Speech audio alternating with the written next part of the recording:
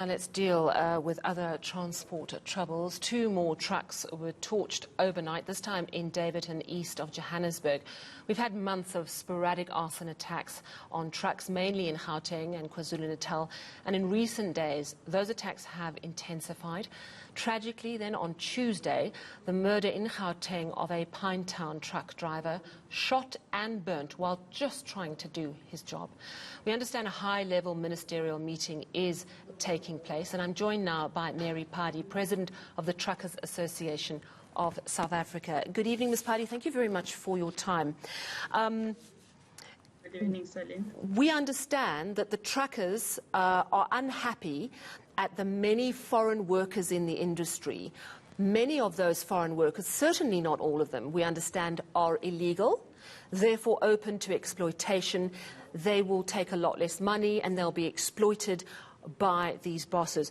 Is that your understanding of the heart of this issue? We as TASA, as an organization, it did come across from the ATDF when they were consulting with us in 2018. This incident is not the first time that they are happening.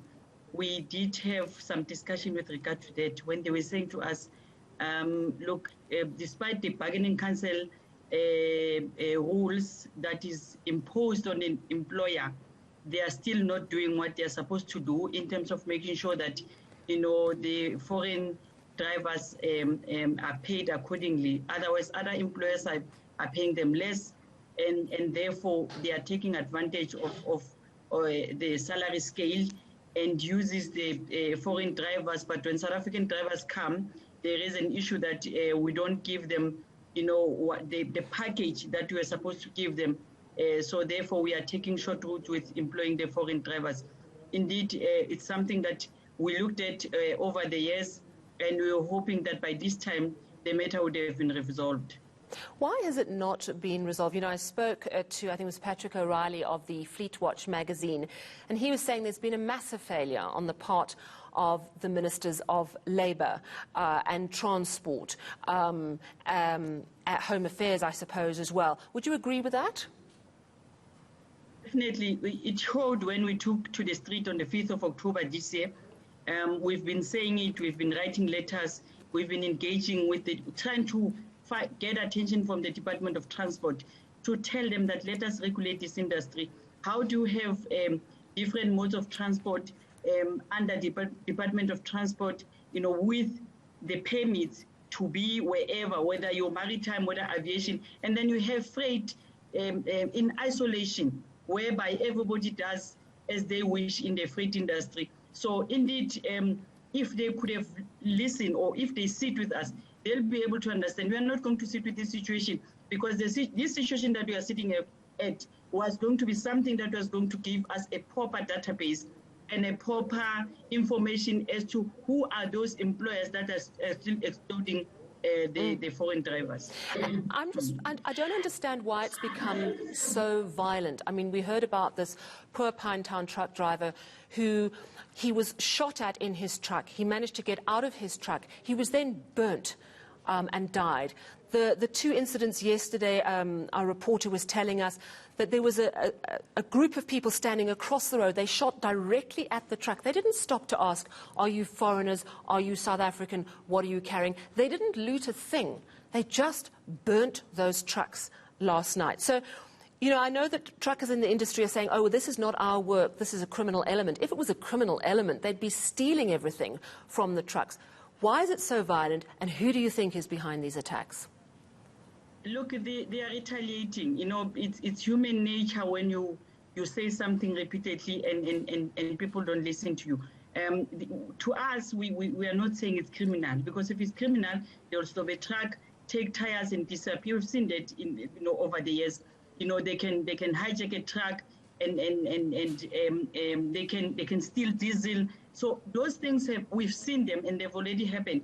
But in this case, it's a question of saying that, remember, they wanted to go on a strike, the drivers' forum, and therefore they were interdicted by the bargaining council.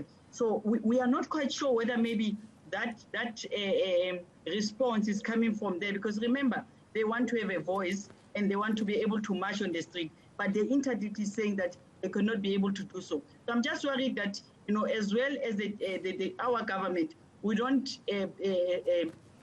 try to reach them, you know, halfway to be able to talk to them. Because if you are saying that these people are criminal, what we are saying is that let's have a database where we'll be able to know who's owning a vehicle where and inspect those people accordingly. And we are not saying that we don't want foreign drivers, but we are saying that let us balance it. You know, it is the same of what we are saying. If you don't have regulation, anybody will do as they wish in this country. And if the Department of Transport, the Minister of Department of Transport does not see a need of making sure that, you know, they regulate this industry, we're going to sit with these things. Well, I mean, and this is the other thing. I mean, you know, it's horrific for the truck drivers. It's terrible for the industry. But how long before people just refuse to drive these trucks because it's too dangerous? And how will that impact the delivery of goods all over our country and also goods for export? You know, we looked at the issue of the truck drivers. It only came 4 years ago, and the reason for that is because truck drivers at the time was some sort of employment where people were more relaxed and were not even noticing the drivers. But as time goes on, they've started to realize that it's more of a professional work. And now they are coming to the party to say, why don't you reach an agreement? And we are not doing that. Indeed, we are hoping, obviously, the foreign drivers that are driving currently, they are going to work because they need food for their families, they need to send money home. But the fact that also the Drivers Forum is putting on the table is that as well as they do that, but let us not really only use 100% of them, accommodate them somehow and be able to employ more South African drivers. Well, thank you very much. That was Mary Phadi, President of the Truckers Association of South Africa.